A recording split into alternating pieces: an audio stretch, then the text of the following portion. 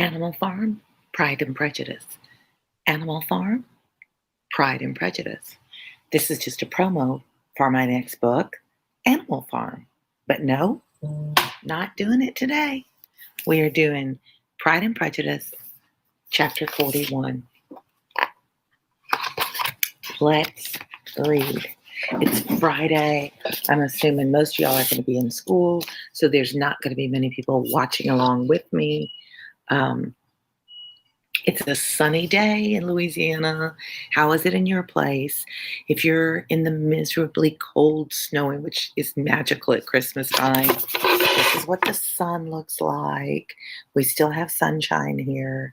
It's nippy, it's cool, it's breezy, but it's not as cold as where you are. And this big block in the middle with the sun coming, it's hard for me to see what you see. That big box. Santa came early. My little granddaughter's present is here. Got to put it together soon. Oh, that's the fun part of being. Hi, Chris. That's the fun part about being the elf. You have to some assembly required, but the review said it's hard assembly. Thankfully, my youngest son is very muscular and masculine and helpful, and he's going to come help me put it together. Diego of Ciego, hello. I love when you guys have fun names. What brings you here, Diego of Ciego? El Ciego. Sorry, didn't see well. What brings you here to visit? What book are you reading? So, we're on chapter 41. It kind of, when you think about plot structure, you build the plot, you build the rising action, you get to something exciting, you have the turning point, you have the falling. I don't know if we've actually hit the turning point, but we had that big peak where Darcy confesses his love for Elizabeth and go to math class. I'm so sorry, but it will make you smarter, and you'll use that someday and come up with some algorithm that makes all our worlds better. So, Chris, go learn. Thanks for stopping in, though. So he made his confession of love, and she just cut him to the quick, Elizabeth. And now we've kind of slagged, like last chapter wasn't very interesting. I wasn't very like, oh, I can't wait to see what happens next. It's just she needed to go tell her sister and rethink everything. And so now we're seeing her go, maybe he isn't the jerk that I thought he was. Maybe I should have reconsidered. Is it too late? Is she being insincere?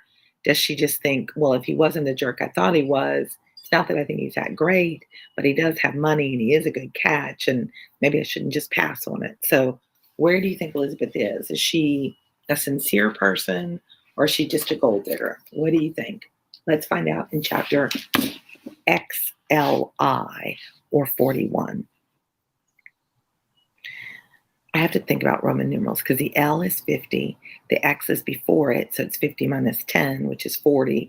The 1 is after it, so 41, right? I don't do really great with Roman numerals after we get out of the X's, so I had to rethink that. All right, let's read. The first week of their return was soon gone. The second began. It was the last of the regiment's stay in Meryton, and all the young ladies in the neighborhood were drooping apace. The dejection was almost universal. Then the boys are going to leave, and the women are all sad that their soldiers are going to have to go away. The elder Miss Bennets alone were still able to eat, drink, and sleep. They're the only ones. The other ones are all sad because the boys are going, and pursue the usual course of their employments. Very frequently were they reproached for their insensibility by Kitty and Lydia, whose own misery was extreme and who could not comprehend such hard-heartedness of any of the family. Good heavens, what is to become of us? What are we to do? Would they often exclaim in the bitterness of woe, how can you be smiling so, Lizzie? Their affectionate mother shared all their grief.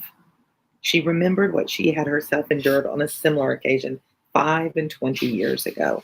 Their mom remembers being in love and young, and her beau was going to have to go away, and how heartbreaking that is. And it's the end of the world, where Jane and Elizabeth are not really attached to any of the boys in the regiments. They're like, yeah, they're going to go. Oh, well. Good, good heavens, what is to become of us? What are we to do? Would they often exclaim in the bitterness of woe. How can you be small? I read that.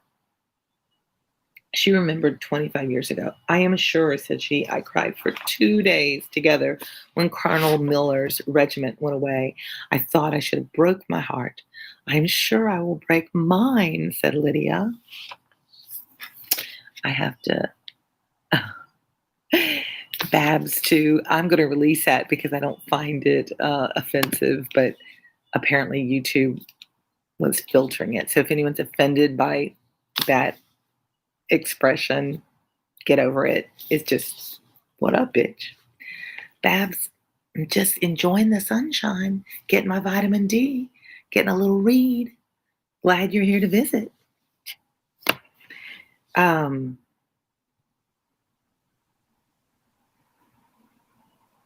If one could but go to Brighton, which is a resort, a seaside place, observed Mrs. Bennet. Oh, yes, if one could but go to Brighton, but Papa is so disagreeable. A little sea bathing would set me up forever, and my Aunt Phillips is sure it would do me a great deal of good, added Kitty. Such were the kind of lamentations resounding perpetually through Longbourn House. Elizabeth tried to be diverted by them, but all sense of pleasure was lost in shame. She felt anew the justice of Mr. Darcy's objections, and never had she before been so much disposed to pardon his interference in the views of his friend.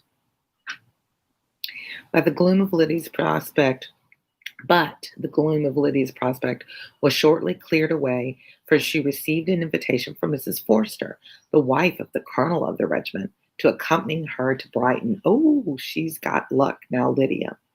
This invaluable friend was a very young woman and very lately married, so she's a young wife, and she probably wants the company. Um, A resemblance in good humor and good spirits had recommended her and Lydia to each other, and out of their 3 months' acquaintance they had become intimate too.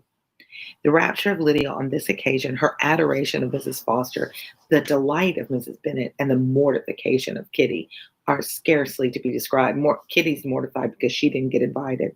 Wholly inattentive to her sister's feelings, Lydia flew about the house in restless ecstasy, calling for everyone's congratulations and laughing and talking with more violence than ever, whilst the luckless Kitty continued in the parlor, repining at her fate in terms as unreasonable as her accent was peevish. Peevish is like pouty. I cannot see why Mrs. Foster should not ask me as well, Lydia, said she, though I am not her particular friend. I have just as much right to be asked as she has, and more too, for I am 2 years older. In vain did Elizabeth attempt to make her reasonable, and Jane to make her resigned. As for Elizabeth herself, this invitation was so far from exciting in her the same feelings as in her mother and Lydia, that she considered it as the death warrant of all possibility of common sense for the latter, and detestable as such a step must make her were it known. She could not help secretly advising her father not to let her go. Elizabeth doesn't think it's a good idea. She represented to him all the improprieties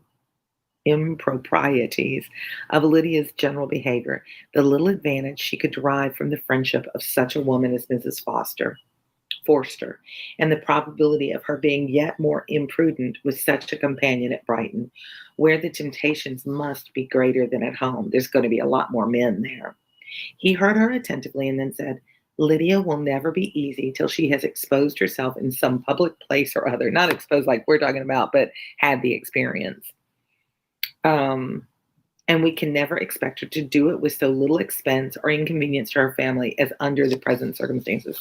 She's going to nag me for this forever, and this is like a free and virtually safe experience because she's going with a reputable person. She's like, pick and choose your battles. If you are aware, said Elizabeth, of the very great disadvantage to all of us which must arise from the public notice of Jane's unguarded and imprudent manner, nay, which has already arisen from it, I am sure you would judge differently in the affair. Already arisen, repeated Mr. Bennet. What? Has she frightened away some of your lovers? Poor little Lizzie. But do not be downcast. Such squeamish youths as cannot bear to be connected with a little absurdity are not worth a regret. Come, let me see the list of pitiful fellows who have been kept aloof by Lydia's folly. So she's thinking about how Bingley was scared off because of the reputation of their family. And she's trying to say it's already hurt Jane, but she can't reveal more to her dad than that. Indeed, you are mistaken. I have no such injuries to resent. It is not of peculiar, but of general evils, which I am now complaining. Our importance, our respectability in the world, must be affected by the wild volatility, the assurance and disdain of all restraint which mark Lydia's character. Excuse me, for I must speak plainly.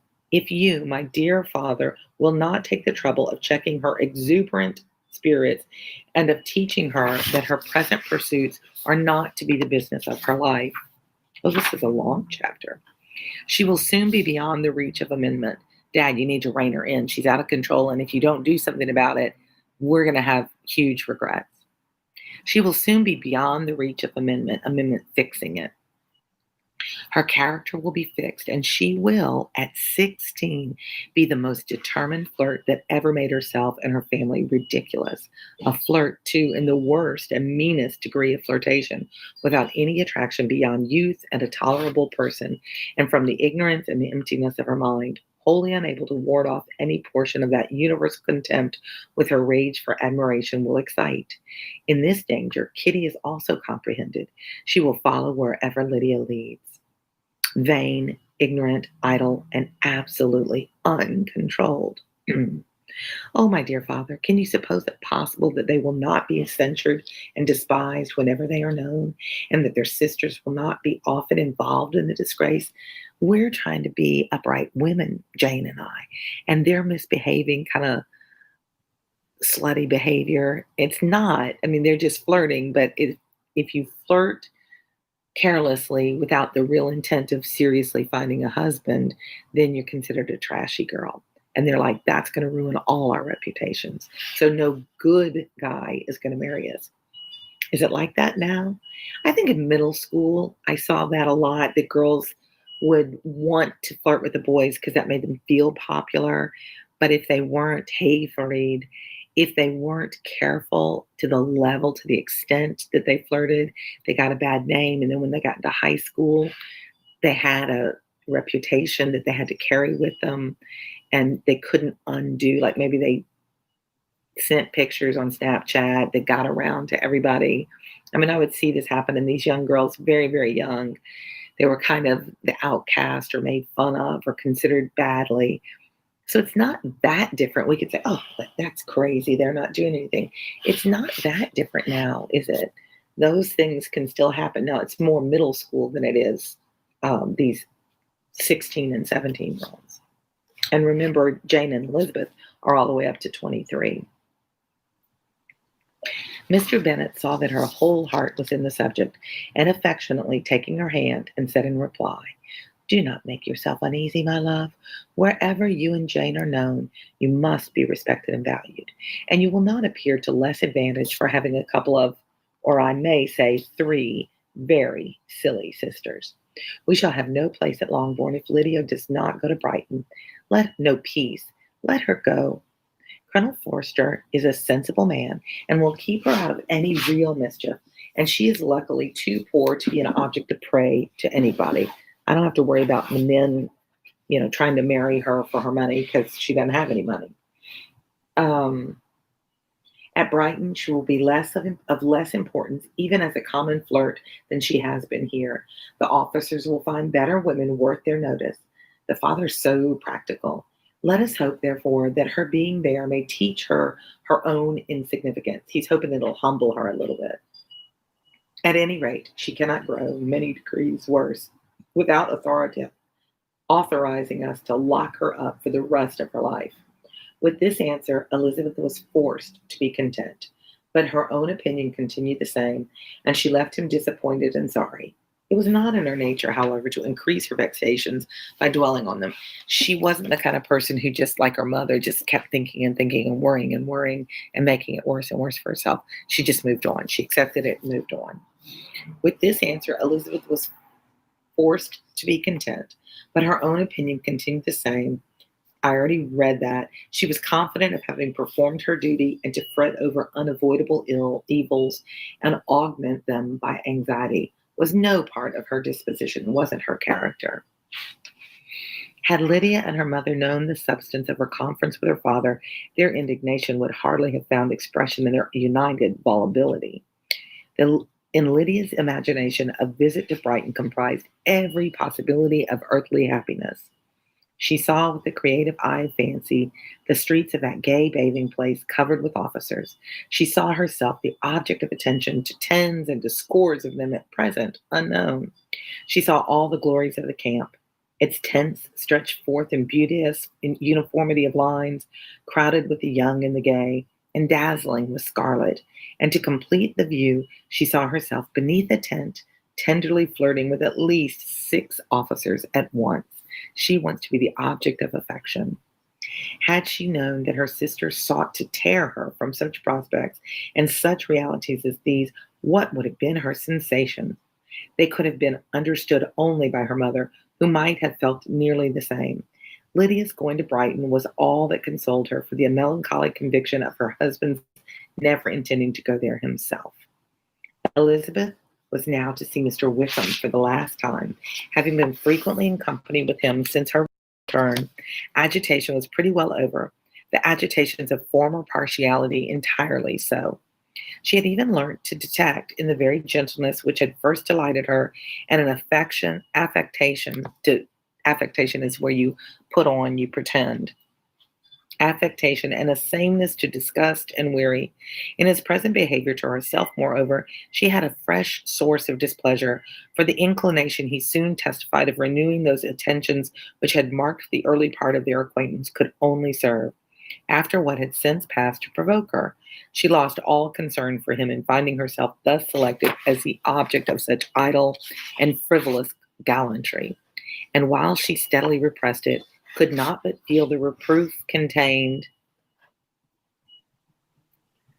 I lost my place, in his believing that however long and for whatever cause his attentions had been withdrawn, her vanity would be gratified and her preference secured at any time by their renewal. On the very last day of the regiment's remaining in Meryton, he dined with others of the officers at Longbourn, and so little was Elizabeth disposed to part from him in good humor that on his making some inquiry as to the manner in which her time had passed at Hunsford, hi, John Ziliak, helped with Kite Runner. Kite Runner is such a good one. Not my favorite Khaled Hosseini, but probably my second favorite. Thousand Splendid Suns. If you like his work, check out A Thousand Splendid Suns. I just think that one's even more beautifully done, more poignant. More succinct. It gets to the story more efficiently. But, I mean, Kite Runner was his first and very beloved by many, many people. So I'm glad you came by to say hi. Thanks. Where are we? She mentioned Colonel Fitzwilliams and Mr. Darcy's having spent 3 weeks at Rosings, and asked him if he were acquainted with the former. He looked surprised, displeased, this is Wickham, alarmed, but with a moment's recollection and a returning smile, replied that he had formerly seen him often, and after observing that he was a very gentlemanlike man, asked her how she liked him. Her answer was warmly in his favor. With an air of indifference, he soon afterwards added, how long did you say that he was at Rosings? Nearly 3 weeks. And you saw him frequently? Yes, almost every day. His manners are very different from his cousin's. Yes, very different. But I think Mr. Darcy improves on acquaintance. Indeed, cried Wickham, with a look which did not escape her. And pray, may I ask, but checking himself, he added in a gayer tone, is it in address that he improves? Has he deigned to add aught of civility to his ordinary style? For I dare not hope, he continued in a lower, more serious tone, that he has improved in essentials. Welcome, John. Thanks for popping in. Oh, no, said Elizabeth. In essentials, I believe he is very much what he ever was. While she spoke, Wickham looked as if scarcely knowing whether to rejoice over her words or to distrust their meaning. There was a something in her countenance which made him listen with an apprehensive and anxious attention, while she added, when I said that he improved on acquaintance, I did not mean that either his mind or manners were in a state of improvement, but that from knowing him better, his disposition was better understood. Wickham's alarm now appeared in a heightened complexion and agitated look. For a few minutes he was silent, till, shaking off his embarrassment, he turned to her again and said in the gentlest of accents, "You who so well know my feelings towards Mr. Darcy will readily comprehend how sincerely I must rejoice that he is wise enough to assume even the appearance of what is right. His pride in that direction may be of service, if not to himself, to many others, for it must deter him from such foul misconduct as I have suffered by. I only fear that the sort of cautiousness to which you, I imagine, have been alluding is merely adopted on his visits to his aunt, of whose good opinion and judgment he stands much in awe. Oh, he's just acted this way because he needs to keep his aunt happy with him. His fear of her has always operated, I know, when they were together, and a good deal is it to be imputed to his wish of forwarding the match with Miss de Bourgh, which I am certain he has very much at heart." Elizabeth could not have repressed a smile at this, but she answered only by a slight inclination of the head, like she knows he's asked him, he's asked Elizabeth to marry him, so he's not after Miss de Bourgh. So she's revealing Wickham's lying ways. And they parted at last with mutual civility, and possibly a mutual desire of never meeting again. When the party broke up, Lydia returned with Mrs. Forster to Meryton, from whence they were to set out early the next morning. The separation between her and her family was rather noisy than pathetic. Kitty was the only one who shed tears. She did not weep from vexation and envy, but she did weep from vexation and envy. She's upset that she got left. I'm sure she was to the last hoping she would get to go.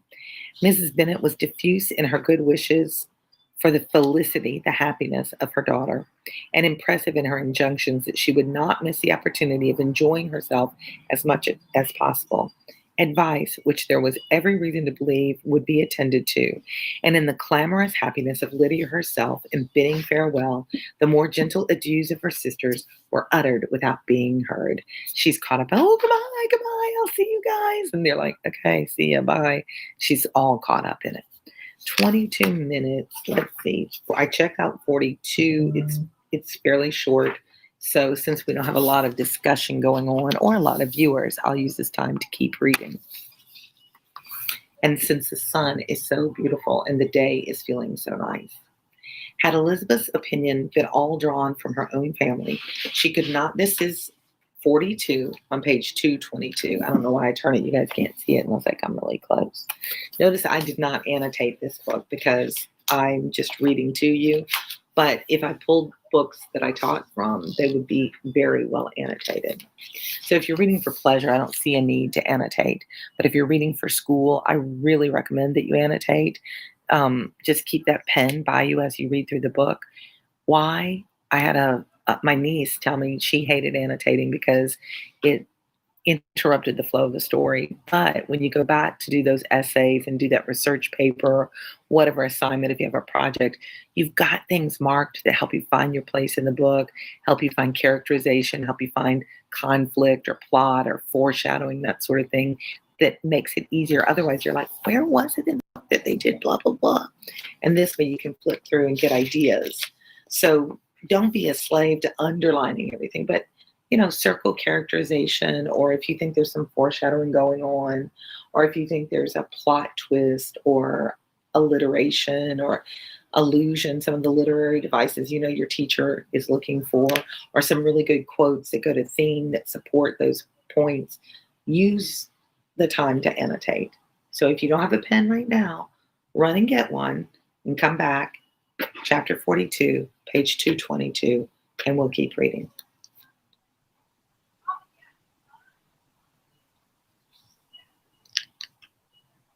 Her father, captivated by youth and beauty, and generally gay, her father, captivated by youth and beauty, and that appearance of good humor which youth and beauty generally gave, had married a woman whose weak understanding and a liberal mind had very early in their marriage put an end to all real affection for her. So we now know why Mr. Bennet married her to begin with.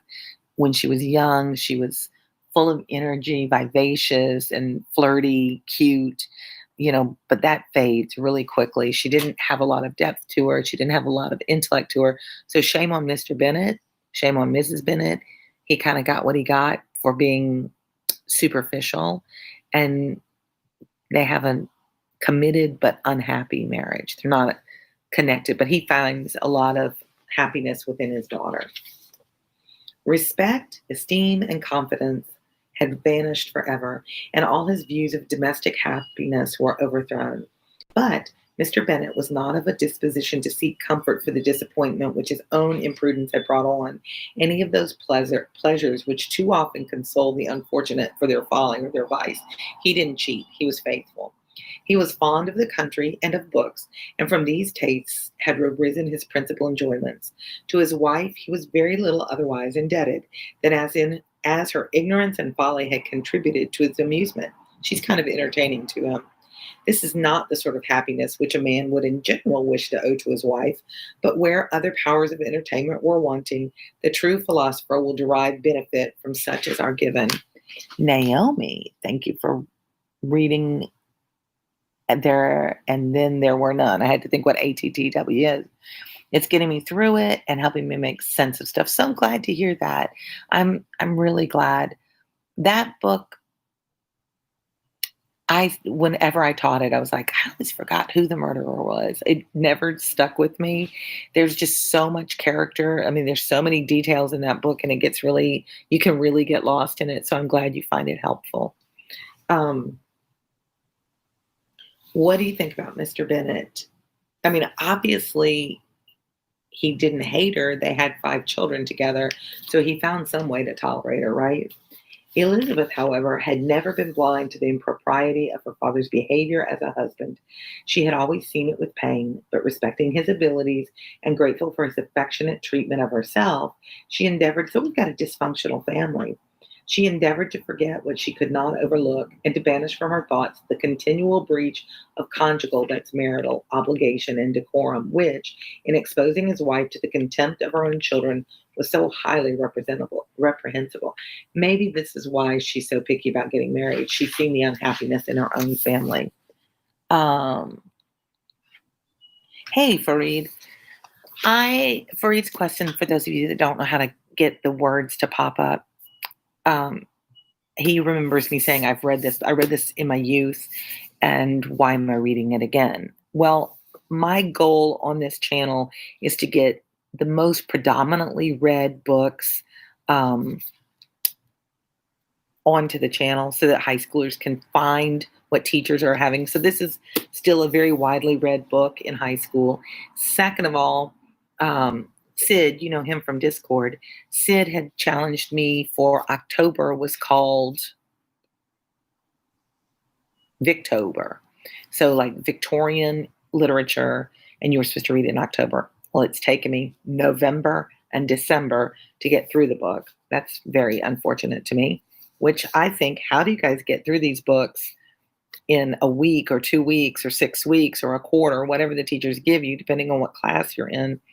Because I'm reading 30 minutes a day, maybe 2 or 3 times a week. And you see how long it's taken me to get through it. So you'd have to really be reading 30 minutes a night, every night, to get through the book in the time the teacher gives it. So those are the 2 reasons. I'm trying to get all the classics I can onto my channel. This was requested a lot. It covered the Victorian novel for October, and I really loved this story when I was young. So I'm enjoying reading it again. Thanks for asking. So we know more about Elizabeth and why she's not interested in marriage. But she had never felt so strongly as now the disadvantages which must attend the children of so unsuitable a marriage, nor ever been so fully aware of the evils arising from so ill-judged a direction of talents which, rightly used, might at least have preserved the respectability of his daughters, even if incapable of enlarging the mind of his wife. When Elizabeth had rejoiced over Wickham's departure, she found little other cause for satisfaction in the loss of the regiment. Their parties abroad were less varied than before, and at home she had a mother and sister whose constant repinings at the dullness of everything around them threw a real gloom over their domestic circle. And though Kitty might in time regain her natural degree of sense, since the disturbers of her mind were removed, her other sister, from whose disposition greater evil might be apprehended, was likely to be hardened in all her folly and assurance by a situation of such double danger as a watering place and a camp. Upon the whole, therefore, she found what has been sometimes found before, that an event to which she looked forward with impatient desire did not, in taking place, bring all the satisfaction she had promised herself. It was consequently necessary to name some other period for the commencement of actual felicity, to have some other point on which her sisters and hopes might be fixed, and by again enjoying the pleasure of anticipation, console herself for the present and prepare for another disappointment. Her tour to the lakes was now the object of her happiest thoughts. It was her best consolation for all the uncomfortable hours which the discontentedness of her mother and Kitty made inevitable. And could she have included Jane in the scheme, every part of it would have been perfect. But it is fortunate, thought she, that I have something to wish for. Were the whole arrangement complete, my disappointment would be certain. But here, by carrying me, oh, there's a footnote. So it says, but here, by carrying with me one ceaseless source of regret in my sister's absence, I may reasonably hope to have all my expectations of pleasure realized. And it says R.W. Chapman's emendation of my. So I would have to do some research about that to see what that footnote even means. I did look up entailment, and it's just what I thought. It's for whatever reason the property is put into inheritance to the male. Maybe there's a lot of implication in this story that maybe Mr. Bennett did it for financial reasons, that he wasn't a great money manager, or maybe Mrs. Bennett wasn't a great money manager. They keep referencing that when she talks about keeping the good table that Charlotte Lucas kept. So maybe they got into financial trouble and they entailed the property to go to the next heir, and that would pay off its debts. I don't know, but it definitely is an old British way of inheritance laws. So I did do some research on that. Now I'll have to go back and find what this R.W. Chapman's emendation is.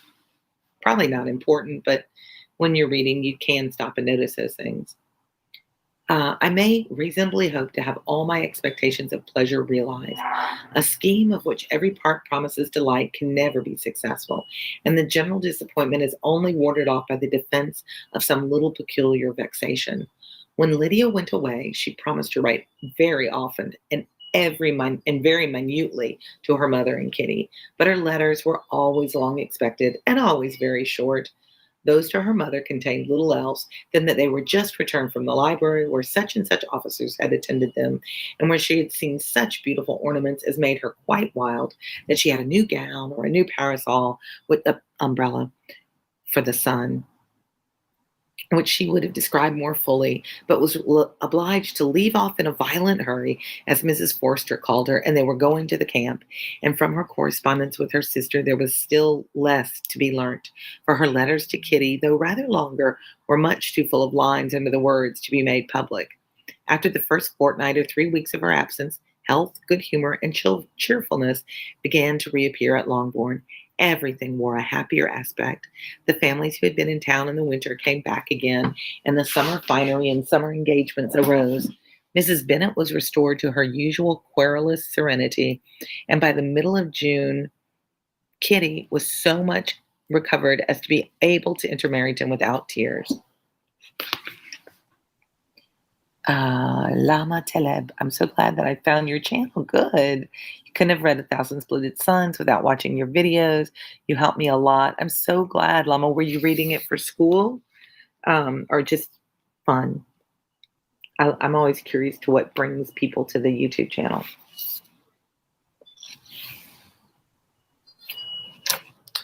And I have to be honest, I've forgotten I'm going to look up this word, querulous. I'm so bad at definition. I think, always griping and complaining. That is her manner. So she's just constant whining.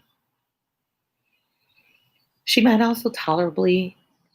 might be so tolerably reasonable as not to mention any officer above once a day, unless, by some cruel and malicious arrangement at the War Office, another regiment would be quartered in Meryton.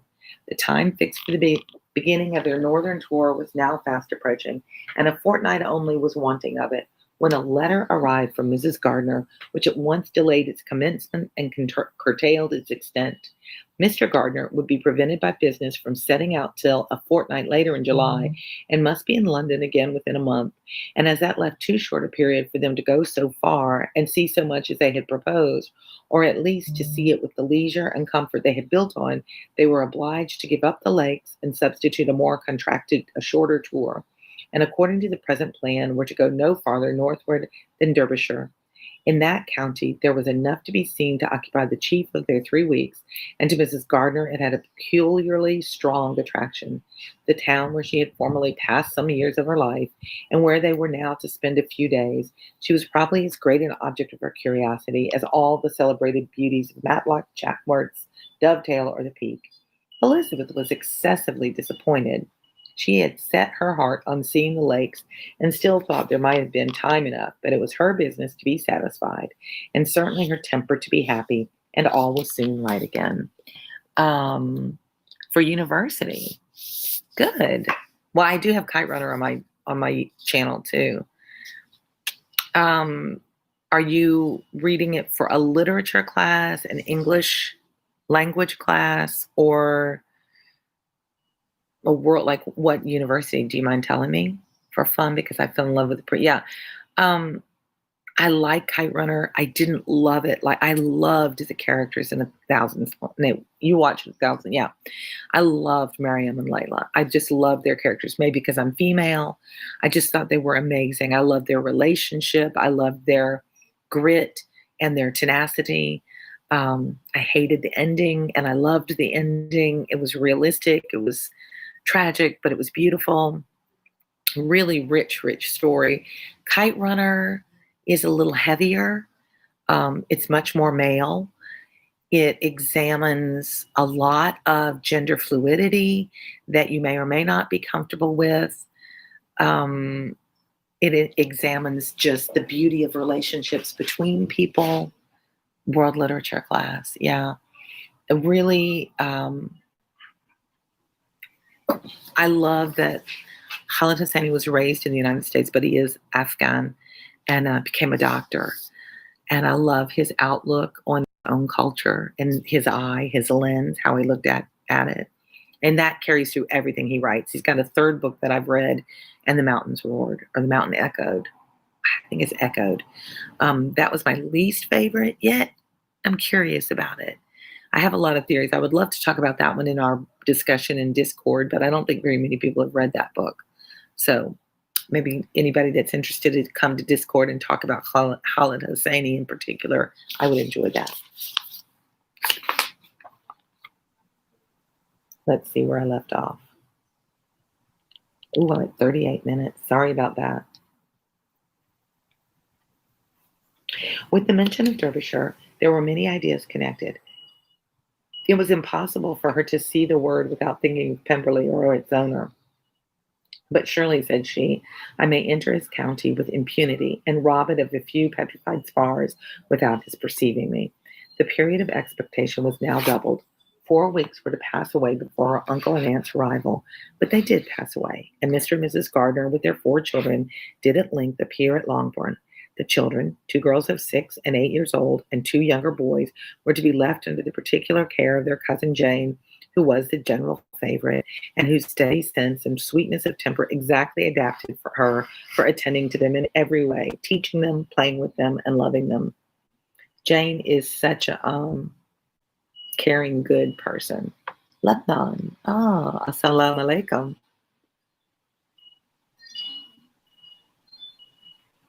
Lebanon is a beautiful city. Inshallah, I visit one day. But I'm so glad you shared that with me. Do you speak French also? I know a lot of people that attend school in Lebanon also speak French. Um, the gardeners stayed only one night at Longbourn and set off the next morning with Elizabeth in pursuit of novelty and amusement. One enjoyment was certain, that of suitableness as companions, a suitableness which comprehended health and temper to bear inconveniences, cheerfulness to enhance every pleasure, and affection and intelligence which might supply it among themselves if there were disappointments abroad. It is not the object of this book, uh, to give a description of Derbyshire, nor of any of the remarkable places through which their route thither lay. Oxford, Blenheim, I've been to Blenheim, I've been to Oxford, Warwick, Kenilworth, Birmingham, etc., are sufficiently known. A small part of Derbyshire is all the present concern. To the little town of Lambden, the scene of Mrs. Gardiner's former residence, and where she had lately learned that some acquaintance still remained, they bent their steps after having seen all the principal wonders of the country. And within 5 miles of Lambden, Elizabeth found from her aunt that Pemberley was situated. It was not in their direct road, no more than a mile or two out of it. In talking over their route the evening before, Mrs. Gardiner expressed an inclination to see the place again. Mr. Gardiner declared his willingness, and Elizabeth was applied to for her approbation. "My love, should not you like to see a place of which you've heard so much?" said her aunt. "A place, too, with which so many of your acquaintance are connected. Wickham passed all his youth there, you know." Elizabeth was distressed. She felt that she had no business at Pemberley, and was obliged to assume a disinclination for seeing it. She must own that she was tired of great houses after going over so many. She really had no pleasure in fine carpets or satin curtains. Mrs. Gardiner abused her stupidity.